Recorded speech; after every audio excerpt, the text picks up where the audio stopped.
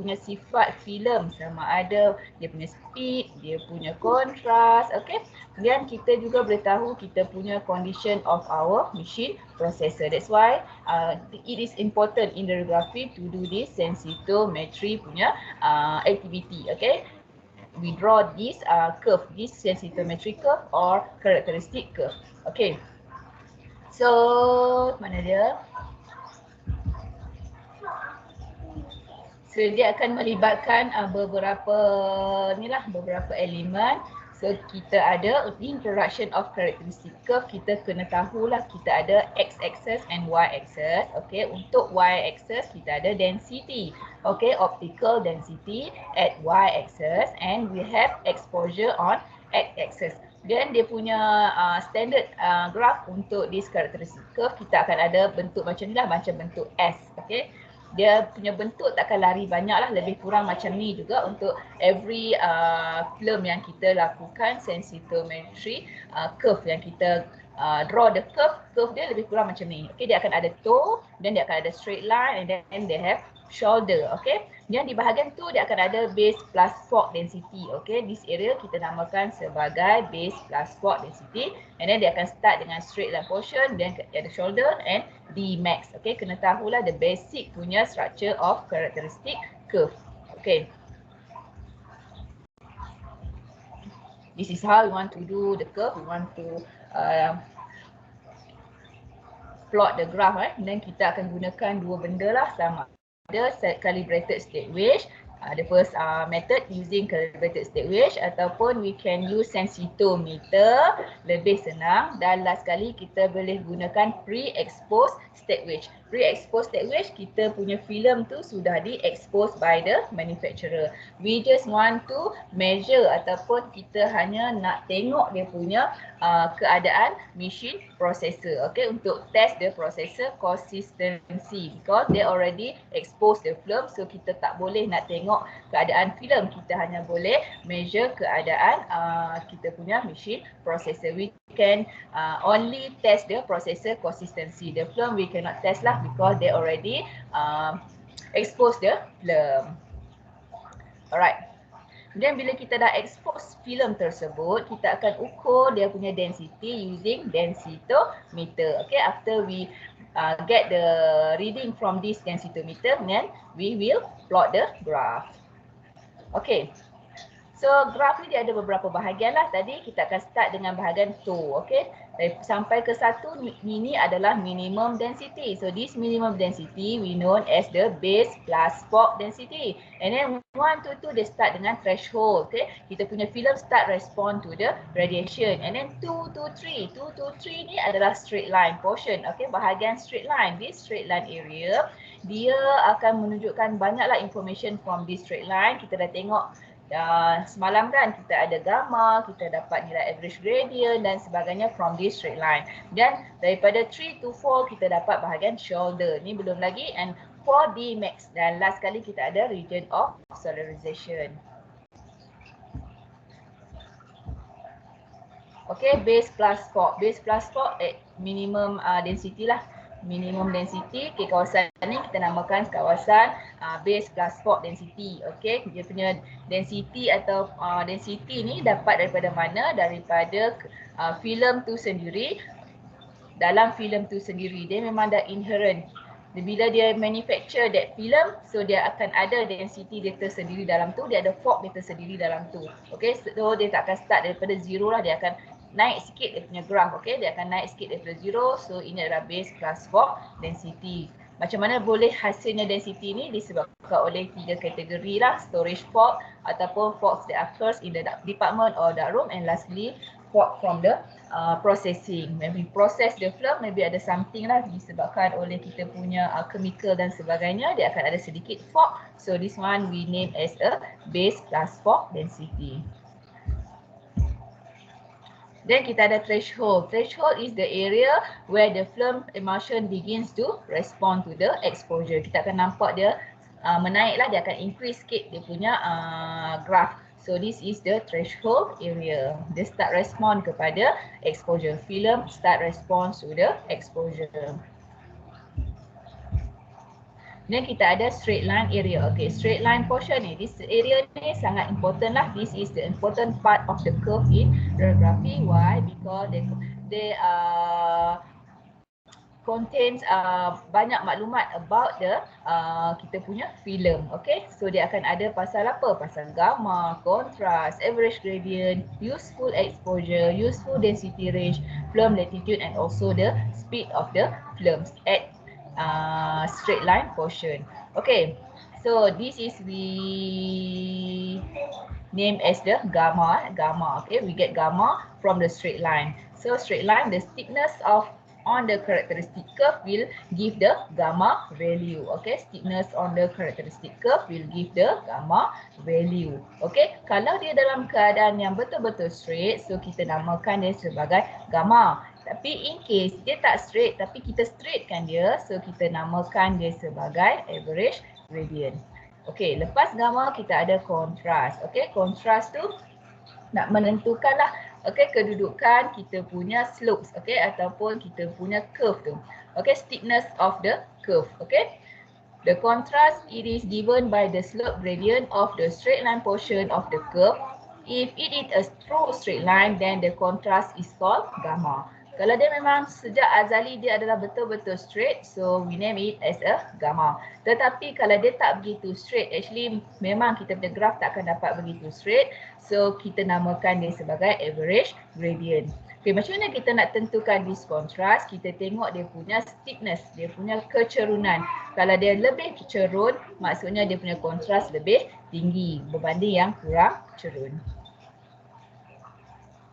Kemudian kita ada average gradient. Macam mana nak dapatkan this average gradient? Nak jadikan dia straight.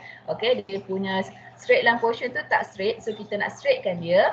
So kita kena ukur dia pada dua titik lah. Pada OD yang paling rendah, that is 0.25, dan pada OD yang paling maksimum, that is 2.0. So this OD mestilah above base plus fork. So 0.25 plus base plus fork untuk yang minimum density. Untuk maximum density 2.0 plus dengan base plus fork punya density. So daripada dua titik ni kita boleh dapatkan kita punya straight line kat sini nanti. So kita dapatlah bacaan kita punya straight line ni macam mana. Kalau tak dia melengkung kan. Nampak ni dia agak melengkung, so kita kena jadikan dia straight untuk dapatkan bacaan kontras.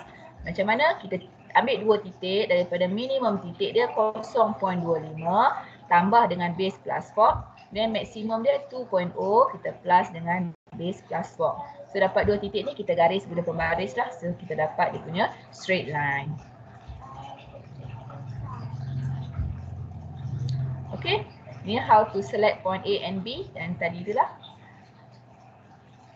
Dan kita ada useful exposure and useful density range. Okay, useful density range yang tadi itulah yang antara 0.25 untuk minimum and maximum 2.0. So we call it as the useful density range. Daripada dua titik ni, 0.25 minimum, 2.0 maksimum, kita dapat density tu, kita buat satu garisan ke arah exposure di bahagian x-axis. So kita akan dapat nilai useful exposure range.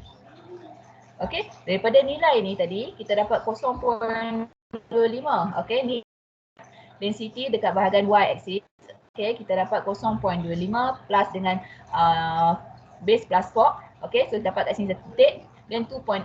Okay, 2.0 plus base plus 4. So kita dapat lagi satu titik di sini.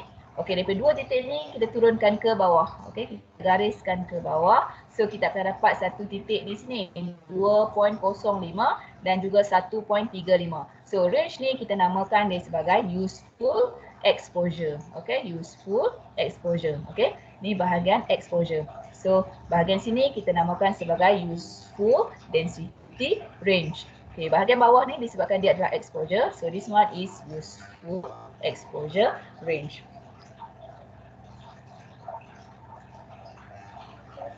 Okey, nampak tak nilai D sekarang? ND 0.25 equal to D 0.41. So, berapakah nilai base plus untuk filem ini?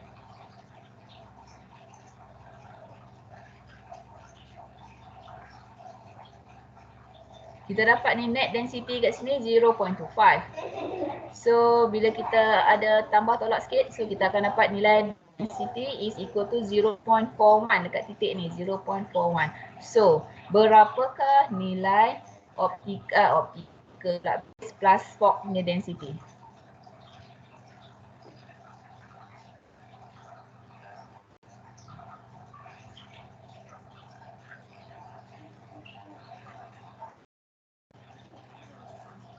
Siapa ada jawapan?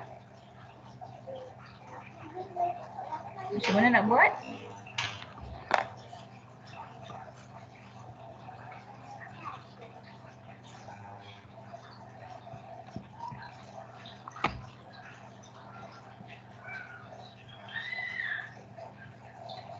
Ada ke? Dengar tak soalan saya?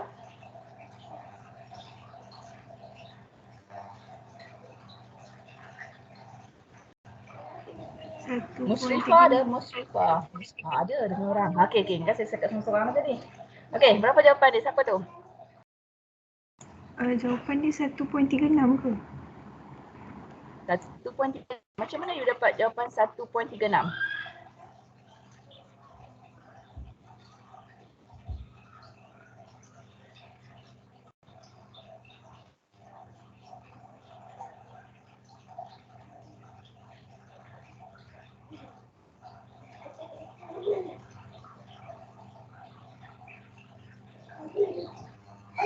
Okey, soalan saya, sekarang kita ada net density 0.25, okey? Net density 0.25. So kita dapat density kat sini adalah 0.41. Okey, kenapa dia cakap 0.41? So sebenarnya berapakah nilai base plus Fock punya density? Apa ni? 0.25, 0.41, 2.0, 2.16. Daripada nilai-nilai ni, boleh dapat tak nilai base plus Fock punya density?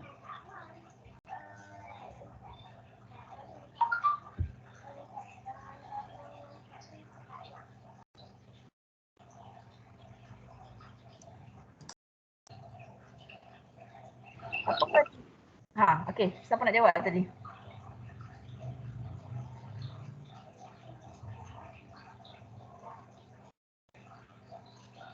Okey, sebenarnya yang 0.25, 2.0 ni apa?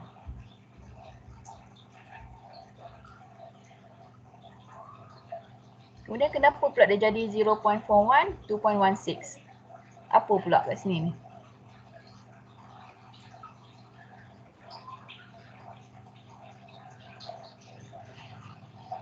Okey, maybe awak terlepas pandang ya. Okey, kita perlukan dua titik untuk kita buat average gradient. So kita akan ambil nilai minimum untuk nilai titik minimum density adalah 0.25.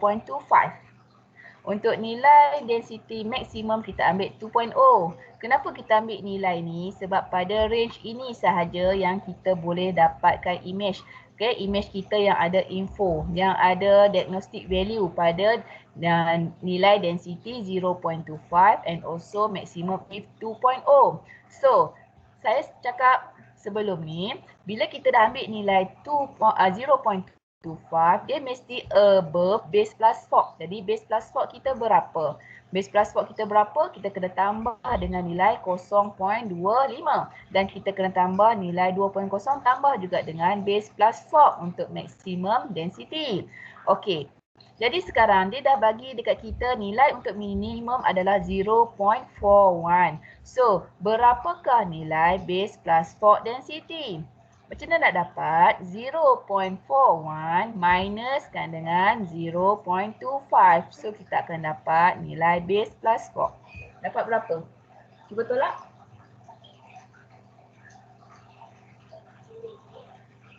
0.16. 0.16. Okay. So kalau bawah ni 0.16, ke atas ni pun samalah. Dia mesti 2.0 plus base plus Fock density. So 2 plus base plus Fock density equal to 2.16. So kita tahulah dekat sini nilai base plus Fock adalah 0.16 untuk this film. satu graf ni untuk satu filem ya, satu graf untuk satu filem. So setiap kali kita nak melakarkan graf, kita mesti tambahkan dengan nilai base plus fork. Okey, kena ingat tu ya. Kemudian daripada nilai ni kita dapat 0.25 plus base plus fork, 2.0 plus base plus fork, so kita dapat 2 titik. So daripada titik ni kita turunkan graf ni ke bawah ke paksi X. So kita dapat kat sini 2.05. Contoh dan yang dekat bahagian minimum kita dapat 1.36. So ini adalah nilai untuk exposure. So nilai daripada range 1.36 hingga 2.06 ini adalah useful exposure range. Kita punya exposure bila kita expose filem pada range ini sahaja boleh dapat image yang kita nak. Lebih daripada image ni kita takkan dapat nilai diagnostik yang kita nak lah. Image kita mungkin akan jadi terlalu gelap jika lebih daripada 2.05 ataupun dia akan jadi terlalu cerah jika kurang daripada 1.36 punya exposure. Okay? Okay. So latitude. Latitude is an expression of the tolerance of a system to extreme condition of exposure. So it's referred to the ability of film screen system to record successfully a wide range of exposure. So dia ada two parts. Latitude have two parts. There is film latitude and also exposure latitude. Range yang memang kita hendaki. Lebih daripada this range maksudnya kita punya image takkan memberi sebarang diagnostic value. So what is film latitude? Film latitude is the difference between the upper and lower limits of log relative exposure which produce densities within the useful range. Okay, hanya pada density ini sahaja dia akan memberikan maklumat pada kita punya radiograph. Okay, film latitude. Okay, significance of film latitude. The range of X-ray intensities transmitted through the body part should lie within the film latitude. Okay, if they are to be viewed as useful densities on the radiograph. Okay, dia punya exposure dia mesti dalam range ini sahaja. Kalau lebih daripada range ni ataupun kurang daripada range ni, kita takkan dapat diagnostic value yang kita nak. Okay, kita takkan dapat information yang kita nak. Mungkin image kita akan jadi terlalu gelap ataupun terlalu cerah. So bila terlalu gelap atau terlalu cerah, kita akan loss of information. Okay, any X-ray intensities that fall outside the film latitude will not reveal any information and a useful piece of information might be lost. Okay, nampak tak? Bila kita lebih daripada this range, okay, sama ada kurang ataupun terlebih daripada range ini, so kita akan hilanglah sebarang information daripada radiograph tersebut. Okay, so film latitude and average gradient, semua ni pun dalam ni lah juga. Okay, dia buat average gradient, dia mesti straightkan kita punya line ni. Okay, dapatkan dua line, macam mana nak jadikan dia straight? Number one, kita kena letak 0.25 tambah base plus fork. Dan di bahagian atas maksimum pun sama, 2.0 plus base plus fork. So kita akan buat satu straight line. Dari sini kita turunkan dia punya graf ni lah, kita ambil pembaris, kita gariskan ke bawah. So kita akan dapatlah nilai exposure di bahagian bawah sini maksimum dan ini bahagian yang minimum. Logs EX adalah minimum, logs EY adalah nilai maksimum untuk kita punya exposure. Okey, dapat film latitude. Okay, kemudian kita ada exposure latitude. Exposure latitude is the amount of exposure variation that a given film can tolerate, which still producing an acceptable level of quality. Okay, exposure latitude equal to film latitude. Kita subtract dengan subject contrast. Okay, kita tolak dengan subject contrast. So kita akan dapat exposure latitude. Okay, next kita ada speed. Macam mana nak tengok speed daripada kita punya sensitometry curve ni? Okay, daripada sensitometry curve we can read ataupun we can measure the speed. Kita boleh tahu speed of our films. Okay, contoh kat sini kita ada film A dan film B. Satu graf menunjukkan satu filem. Okay, so ini ada dua graf means kita ada dua filem. Okay, kita boleh compare antara dua filem. Speed from two films. We can compare between films A and also films B. Okay, speed defined as the exposure required for the film to reach net density 1. Okay, the exposure required for film to reach net density 1. untuk filem tu dapatkan nilai density 1, berapakah exposure yang kita perlukan? Okay, how much exposure that we need to produce net density 1. Tapi kita kena ingat, dia cakap net density 1, dia mesti above base plus fork. Mean kita kena tambahlah 1 tambah dengan base plus fork nilai density dia. Contoh, kalaulah kita punya filem tersebut nilai density adalah 0.1, so kita perlukan exposure untuk dapatkan nilai density 1 plus 0.1. So untuk dapatkan nilai density 1.1. Faham tak? Untuk dapatkan nilai density 1.1, so berapakah exposure yang kita perlukan? So that is speed. Okay, the further over the curve lies to the left, so the faster the film. Kalau kita punya filem ni lebih ke arah kiri, so lebih mendekati paksi Y, paksi density kiri kan? Mendekati paksi Y lah. So kita punya filem, dia punya speed lebih tinggi. So antara filem A dan filem B, which one yang lebih high speed? Which film is high speed between films A and film B?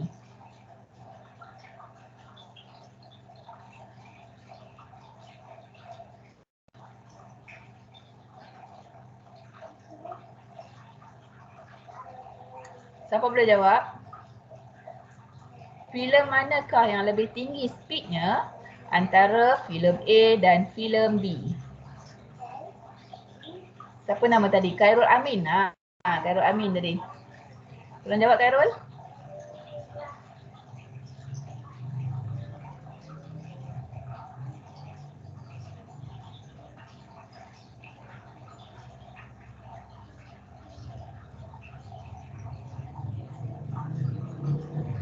Tengah minum petang pula ke Khairul. Cepat. Filem A, filem B. Which one yang higher speed?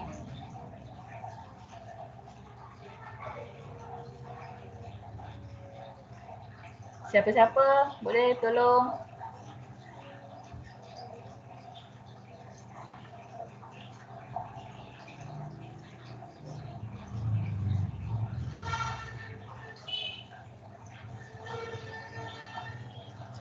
Cepat. Nanti awak nak test pula ni.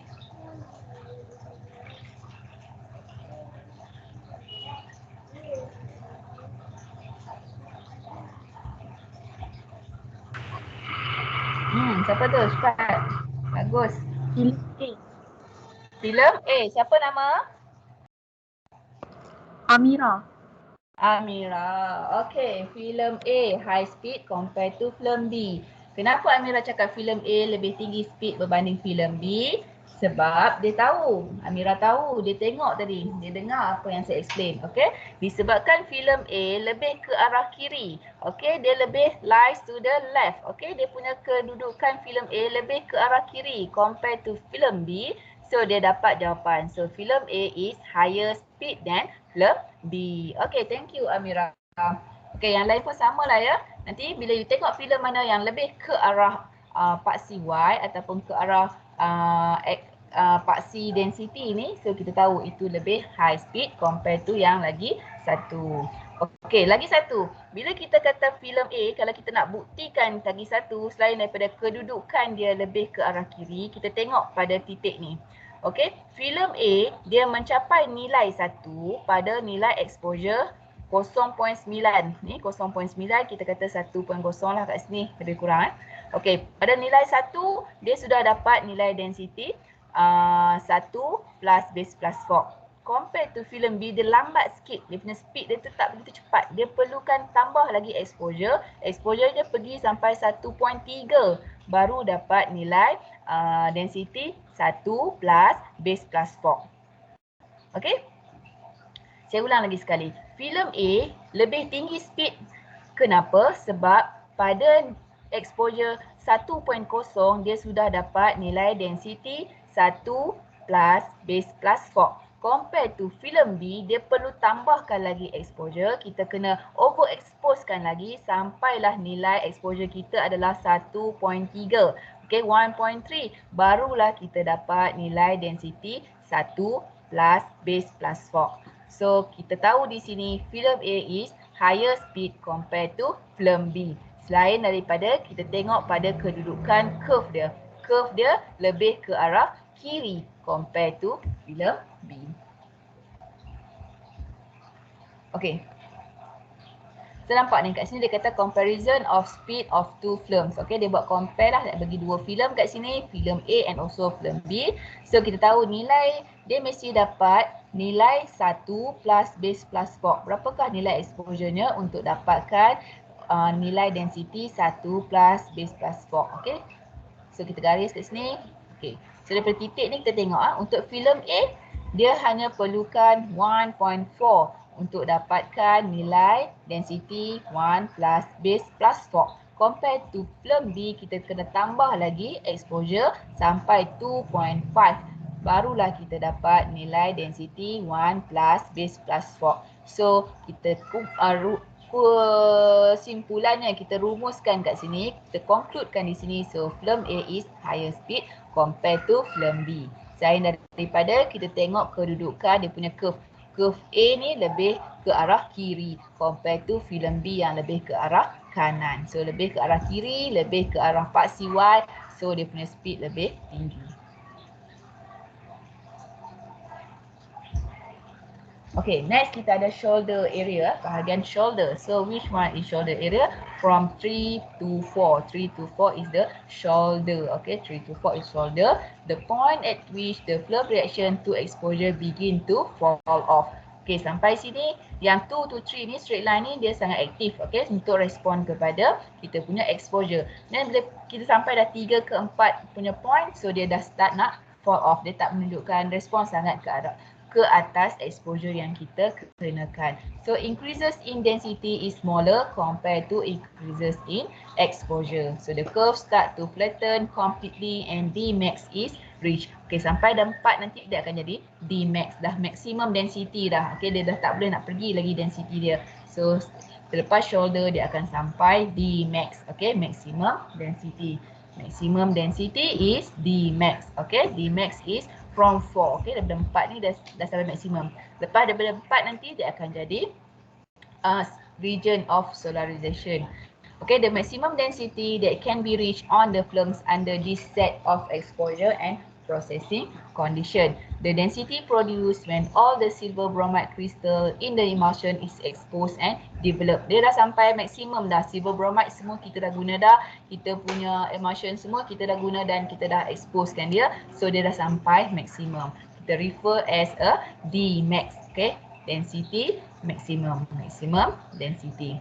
Okay, lepas maximum density kita ada satu lagi region. Namanya adalah region of solarization. Okay, the point at which the density begins to decrease or increase in exposure. Okay, bahagian ni bila kita tambahkan lagi kita punya exposure, kita bagi exposure lebih tinggi tetapi dia jadi terbalik. Dia jadi sebaliknya, reverse reaction. Dia akan jadi tambah exposure, density makin berkurang. Kalau bahagian yang biasa, untuk normal punya condition, bila kita increase the exposure, dia punya density akan meningkat. Kita bagi lagi banyak exposure, image kita akan jadi makin gelap. Tapi at this case, bila sampai satu tahap D max, maximum density, lepas maximum density kita tambahkan exposure, so dia punya density makin berkurang. Dia adalah reverse punya reaction. Okay, this is reversal image can be obtained. A large amount of overexposed is required. Silver halide grain not being able to absorb any more energy, so beginning to reassociate to silver bromide instead of breaking down into silver and bromine ion. Dia dah sampai setahap maksimum dah, dia akan jadi terbalik lah ya. Okay, so bila sampai D max, dia akan jadi region of solarization. Bila kita increase the exposure, nampak tak? Kita tambah lagi exposure 3, exposure 3.5, exposure 4, tetapi dia punya density makin berkurang. So ini adalah region of solarization. So dia ada kepentingan ya, dia ada purpose of this solarization region ni. Once a film has been exposed to D max, it will begin to lose density after further exposure. So duplication film has been solarized. Okay, kita boleh buat film duplikasi. Apa tahu duplicate, kita boleh duplicate the films. Kita boleh copy the film using this keadaan lah. Using this solarization area ni, kita boleh duplicate the film. Macam mana ada duplicate film tu? Maksudnya you ada satu x-ray, chest x-ray. Kemudian you nak buat lagi, nak copy one chest x-ray juga yang sama. Okay, so kita pakailah this sterilization punya keadaan lah. Okay, so dia akan dapat duplication film.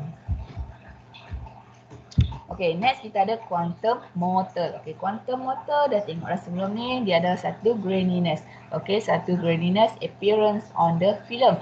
Satu, kita nampak biji-biji ataupun kristal pada permukaan filem, nampak dengan mata kasar lah. The graininess ataupun the pixel appear on the films. Okay, directly related to dose. Okay, this quantum motor direct related to dose, MA, that reach the film. The lower the dose, the higher the quantum motor. Okay, the lower the dose, the higher the quantum motor. So this quantum motor prominent if the object is small. Kalau object is very small, so dia punya quantum motor sangat prominent. Okay, ni dia bagi soalan lah, soalan comparison of characteristic curve, nak compare antara dua curve ni. So kita ada satu curve untuk satu filem. So ni filem A, filem B. Untuk yang second punya graph pun sama, ni films A and also films B. So kalau kita tengok daripada sini, kita dapatlah filem A is faster than filem B. Kenapa kita kata filem A lebih fast daripada filem B? Sebab number one, kita kata tengok dia punya kedudukan curve. Okay, the curve lies to the left untuk filem A compare to filem B. Okay, dia lebih ke arah kiri. Kiri ke arah Y axis. Okay, ke arah optical density axis. So film A is faster than film B. Okay, ataupun kalau kita tak ada ni, kita buatlah garisan di sini, kita ambil satu nilai 1 plus base plus 4. Kita tengok yang mana dulu yang sampai nilai exposure dia 1. Okay, nilai exposure dia berapa untuk dapatkan nilai density 1 plus base plus 4. Dari sini kita dah tahulah yang ini lagi cepat sampai nilai density 1 plus base plus 4 compared to B yang lebih lambat. Kita perlu extra exposure to get the value of base plus 4. Base density adalah 1 plus base plus 4. Okay, kalau untuk yang B pula, tapi yang ini dia kata film A and B have the same contrast. Kenapa dia kata kontras dia sama? Sebab kita tengok dia punya steepness of the curve ni adalah sama. Dia punya kecerunan sama. Okay, kalau lebih steep, maksudnya kontras lebih tinggi. Okay, kalau kurang steep, maksudnya kontras lebih rendah. Tapi this one kita nampak dia punya steepness dia adalah sama. So kontras adalah sama for films A and film B. Okay, untuk filem ni pula, film A and film B have the same sensitivity but different contrast. Okay, kenapa dia cakap same sensitivity? Maksudnya speed dia sama. Kerana dia dapat nilai 1 plus base plus 4 adalah pada titik yang sama sini. Nampak? Nilai 1 plus base plus 4 ni kat sini. Kita tengok kat sini, nilai exposure-nya adalah sama. Sebab dia bertindih di nilai ni.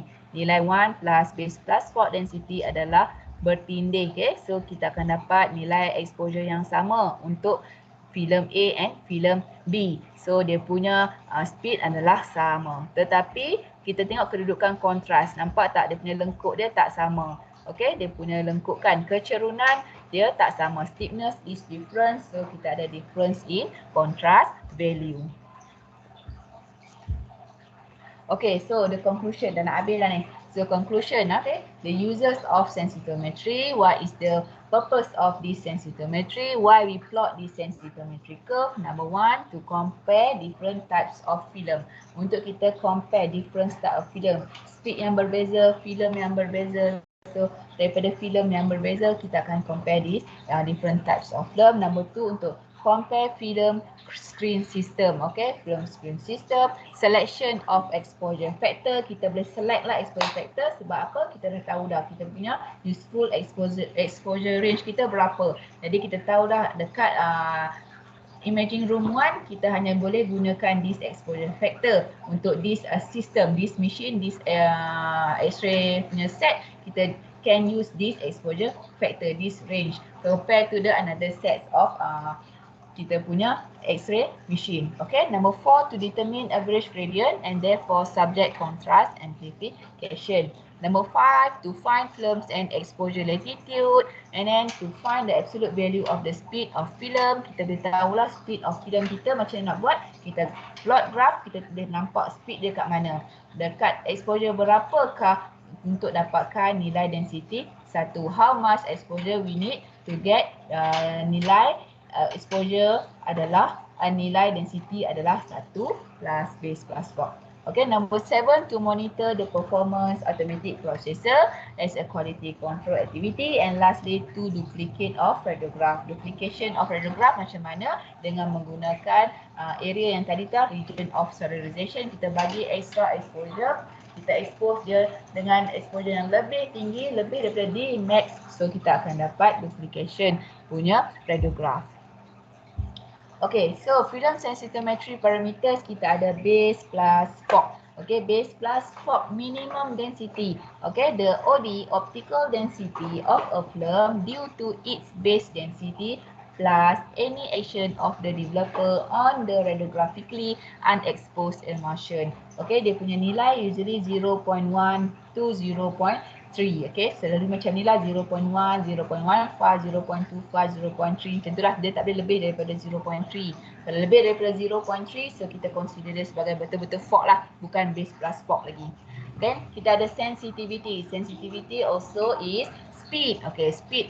Macam mana kita dapat nilai 1? Berapa kali exposure yang kita perlukan untuk dapat nilai 1?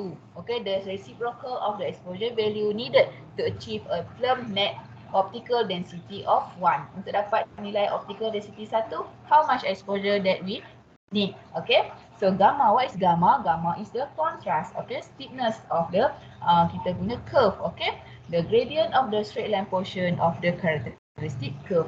Okay, kalau lebih steep, lebih cerun kita punya average gradient ataupun kita punya straight line portion tu lebih steep, so kita akan dapat nilai kontras yang lebih tinggi. Then what is latitude? The steepness of the characteristic curve determining the range of exposure that can be transformed into a visually evaluable range of optical density. Alright, habis. Ada apa-apa soalan tak?